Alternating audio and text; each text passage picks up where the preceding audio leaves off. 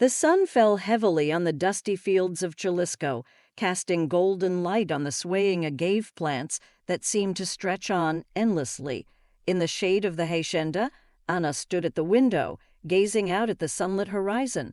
She pretended to watch the workers in the fields, but her attention was drawn to the house, where the clinking of glasses and laughter filled the living room. Family was everything, but sometimes it made it hard for her to breathe. "You should join us, Tia," came a voice from behind her, a soft but unmistakable whisper that only one person used, addressing her.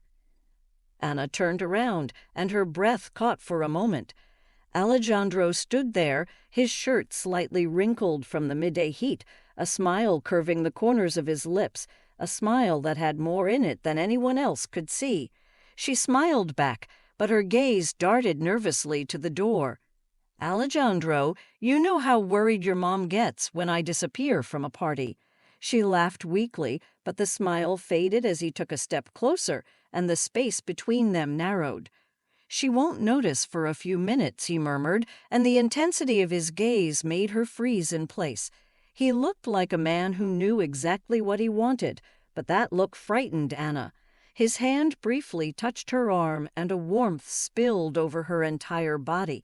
It was as if the world outside had ceased to exist, the workers, the laughter from the next room, the whole family all gone, just them, standing in a dim corner of the hacienda. "Alejandro," she whispered, but it was more of a sigh.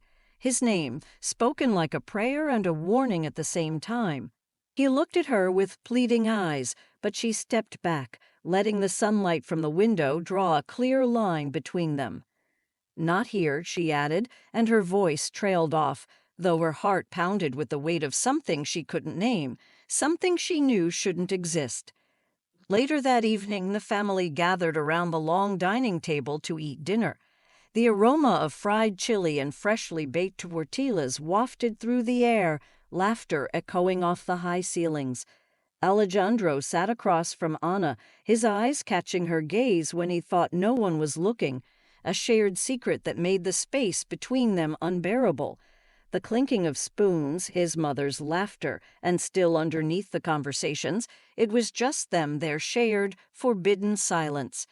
After dinner, as the house fell silent and night took hold, Ana found herself in the courtyard, the moonlight cascading down on her as she leaned against an old stone column. She heard footsteps and felt her heart jump before she even turned around.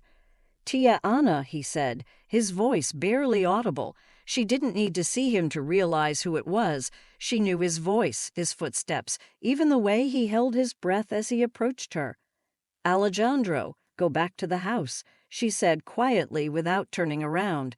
"They'll be looking for you."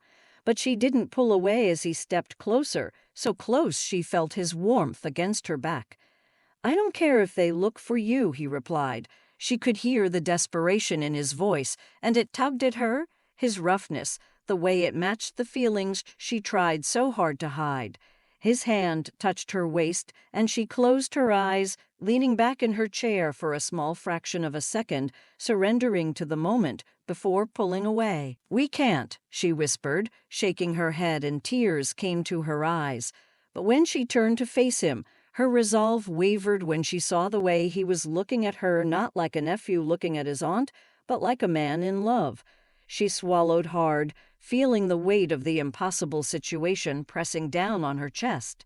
Alejandro reached up and brushed a tear from her cheek, his fingers lingering for a moment. "It doesn't matter what they think," he said. "I can't help what I feel."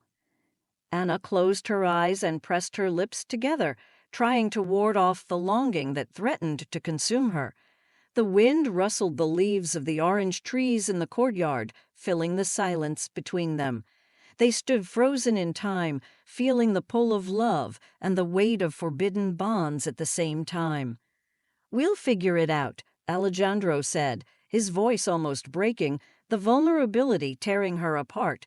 She opened her eyes and a sad smile played on her lips. "Maybe in another life, Alejandro," she whispered. With a pain in her heart, she turned away from his warm gaze.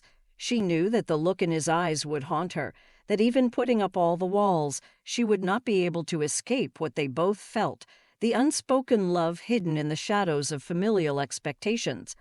Alejandro watched her walk away, her silhouette disappearing into the shadows of the hacienda. He clenched his fists, swallowing words he could never say aloud without tearing their world apart. Still looking up at the stars, he silently promised that one day, one way or another, they would be free of all of this. Until then, they had only these fleeting moments, moments filled with silent words, hidden touches, and a love that would never see the light of day.